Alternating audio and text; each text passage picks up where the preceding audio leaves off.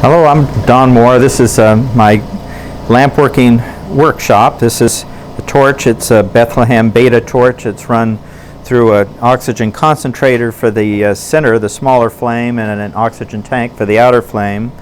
I use Pyrex glass or borosilicate glass, and this video is going to be on making a glass angel. There are several tools that we use. The glass blowing or lamp working is fairly simple in its tools. You can use a tweezer to pull the glass once it's hot. These graphite shaped objects are called reamers, and you can use that in large hollow objects.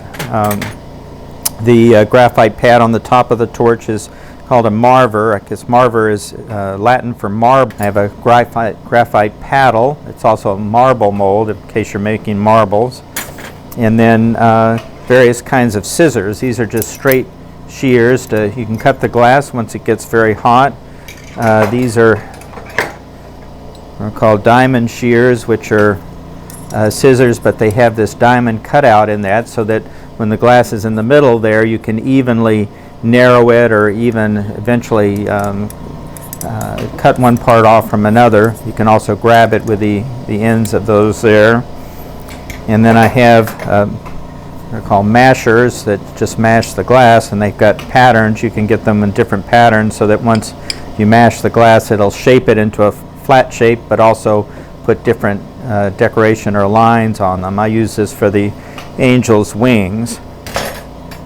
We use a variety of things to make it. The borosilicate glass or Pyrex glass, you have tubes. These are various sizes. With I use a blow hose with it to try and puff air into it, and then we can coat it with rods that are colored. They used to have to mix their own colors with metals, but we're nice enough these days to supply us with rods that are already colored. That makes it a lot easier to just get on with the project. So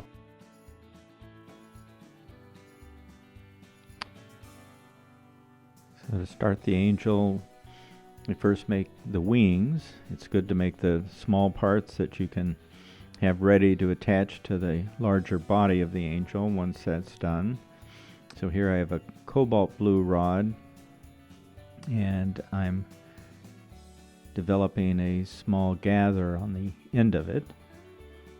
Usually get the gather about twice the diameter of the original rod, and once that's ready, then you can use the mashers. I have a set of mashers that have a vein pattern on them that makes it look either like a leaf, or you can also use that to make wings. You keep the rod rotating evenly so that the gather stays in the same axis as the rest of the rod.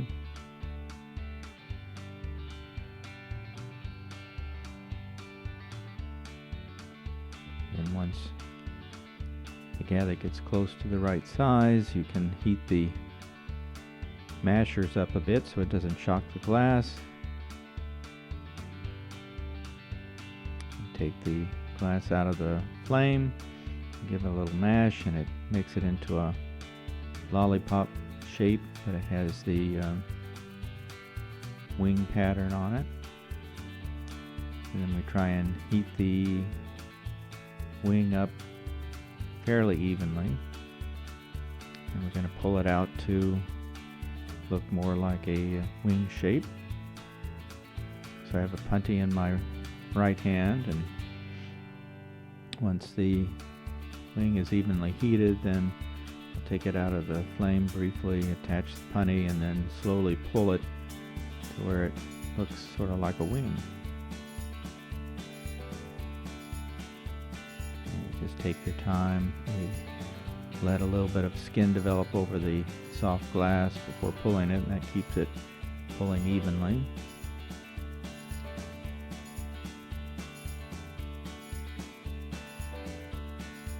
And I can flame cut the bottom of the wing off the rod.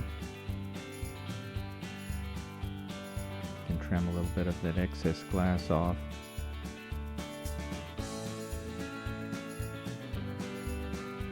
Get the tweezers, heat those up, and then gradually pull the wing off honey to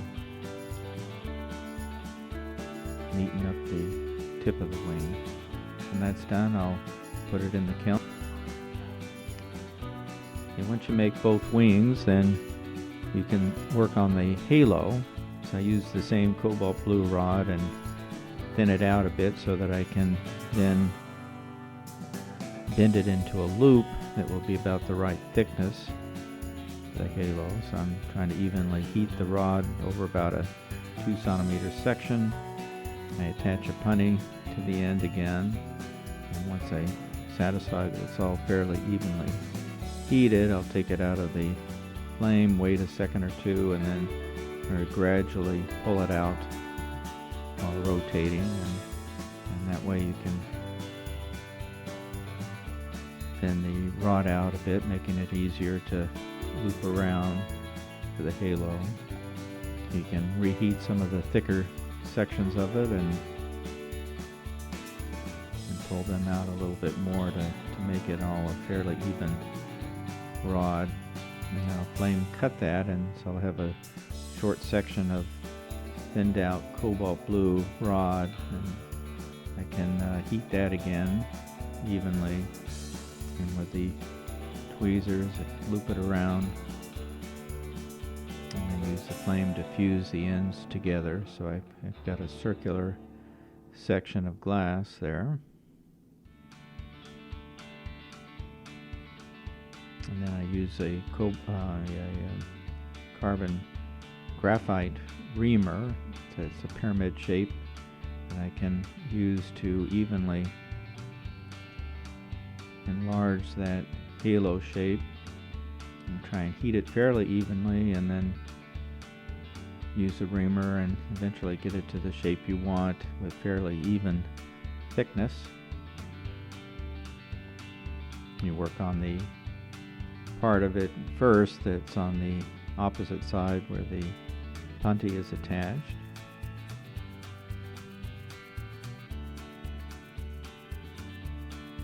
And then once you get that shape the way you want, you can attach another punty to the other end and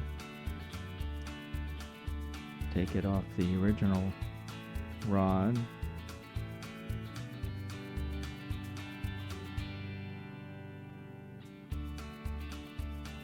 Remove a little bit of excess glass there, and then you heat the end now that was originally on the rod, and you can shape that with the reamer so that it matches the other side.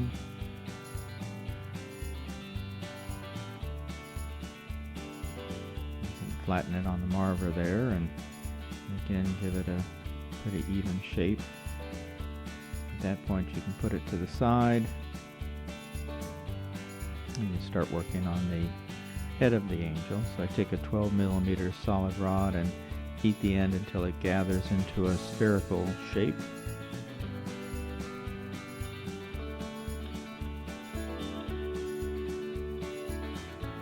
And that's about the shape that I want, and attach a punty to the other end of the head, and then flame cut the neck of it to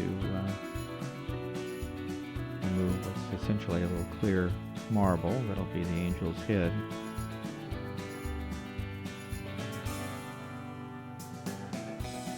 You can use the rod to remove a little bit of excess glass there, and then put the whole thing back in the flame and heat it until it pulls back again into a nice spherical shape.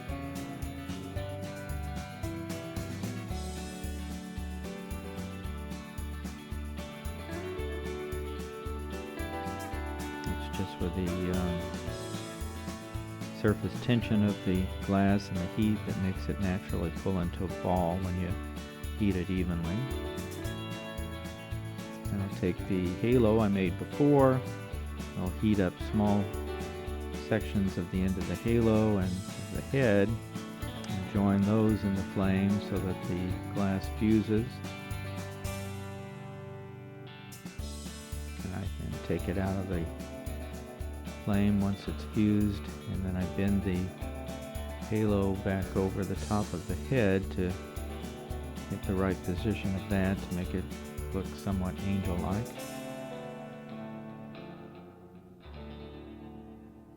And you can tap the head off. Ideally it would stay attached to one of the putties, but things happen and the head rolled away, but you can pick it up, reheat it evenly before it cools off too much, and you're good to go. So once I heat and flame polish where the rods were, I can put that in the kiln. And then I can move on to the next step, which is preparing the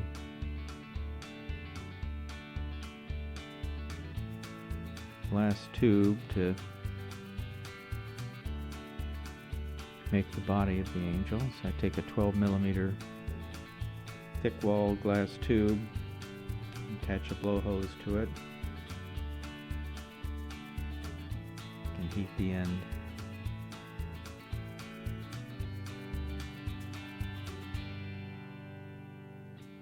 Evenly over a section of about 3 inches there, where I'll be putting the colored glass. So it helps to start with a clear tube. They're a little less expensive, plus you can get whatever size that you want, and it gives you a good platform to put the color. So once I have this fairly evenly heated so it'll accept the colored glass, I'll take a cobalt blue rod, melt that in the torch, and then systematically stripe the cobalt blue down the hollow tube side, and I'll go strip by strip until I coat the whole end of the tube in that cobalt blue. So between strips you can flash the rest of the tube so that one end doesn't get cooler than the other and cause it to crack.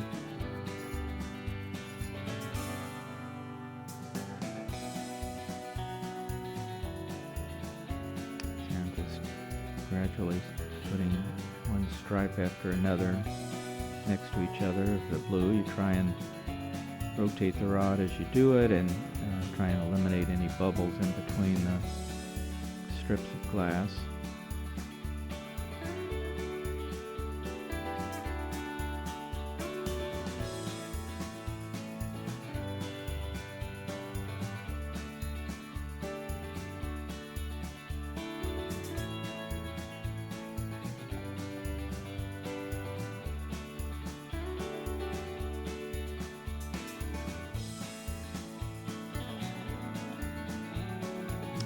Close to completely covering that tube, so then put the whole thing back in the flame and try and evenly rotate it and melt all of that glass in so that it looks even. As the tube starts to collapse in the flame, then I can puff out a little bit on the blow tube to keep an air bubble inside and keep the walls relatively even. You can roll it on the graphite marver to smooth out the lumps and bumps as well, and again give it little puffs here and there to shape it. You don't really have to blow very hard into the tube, but just give it gentle puffs to give it a certain shape.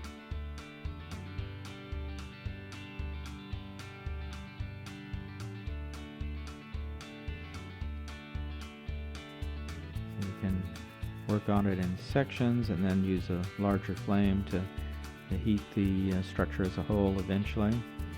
And then once I get the glass where it looks fairly smooth, then I can blow it out into more of a cone shape for the body of the angel.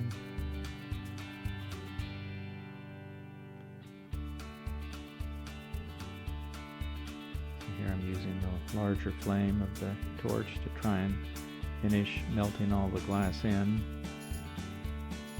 evenly heating it and trying to make the walls fairly even and of uniform thickness.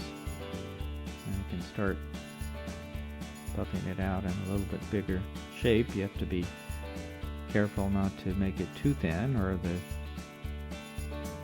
glass might collapse or become unstable.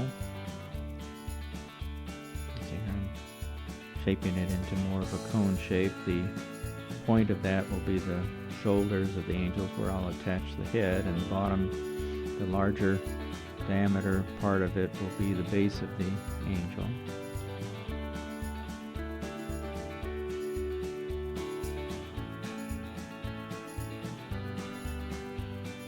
It takes a little practice to know when the glass is evenly heated, so when you blow it, it all expands evenly.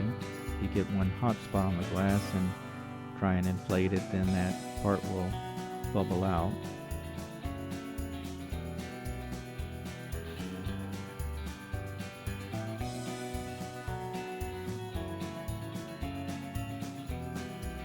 So here I'm putting some arms on the angel. I take another cobalt blue rod and heat it up, attach it to where the shoulder is, pull it down and across the front to make the arm and a hand. And I do the same thing on the other side. Try and make it even and connect the two in the midline. And it makes it look like the angel has her hands folded together there. So that's the angel's body and the arms. And the next step is going to be to pick up the wings from the kiln and attach those behind each of the arms. So here I have the wing in the flame and the angel's body, and I heat a small section on each and then gradually join the base of the wing to the back of the arm of the angel. And once that's fused in, then I can position it where I need it and give the angel another little heat flash so that it's evenly heated, and then I attach the opposite wing.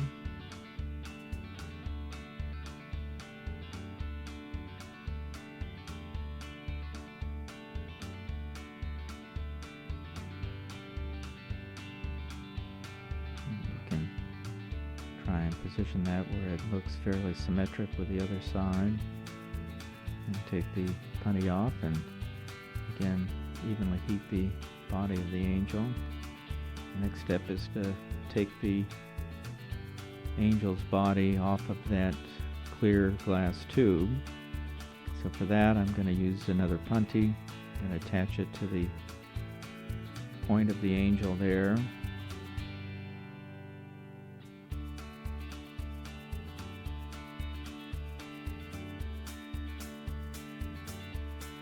Once that's attached, I'll heat the angel right at the base where the clear tube meets the cobalt blue. Once that's heated enough, I can blow some air into it to thin out that wall and then pull the glass tube away from the angel. Eventually it'll create a little bubble that's thin enough that when you put it back in the flame, it cuts the glass off there.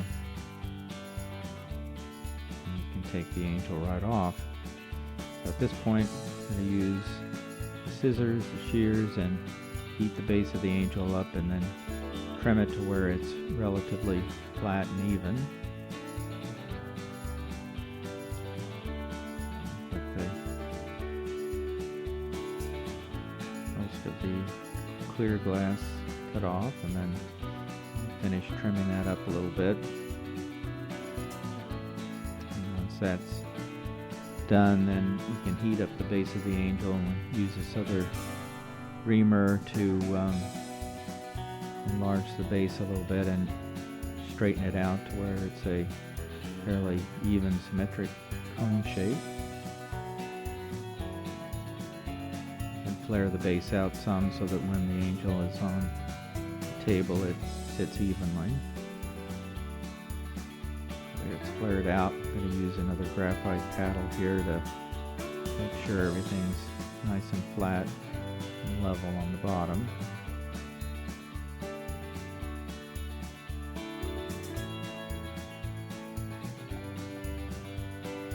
And these are some grabbers you can use to hold hollow objects there. You heat those up and clamp them down on the base of the angel, lock it in place, and then I use the flame to cut the punty rod off the point or the shoulders of the angel.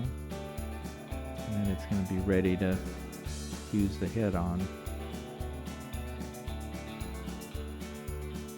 Okay, you can remove a little extra glass with the rod. I'll heat up the tweezers so I can retrieve the head from the kiln, and so now I have the head. I'm going to heat the base of the head there and the top of the shoulders of the angel, and once they're both molten and you can touch them together and fuse those two pieces. While it's still warm, you can adjust the angle of the head, and once you take it off, put it in the kiln and cool it overnight. It's all done.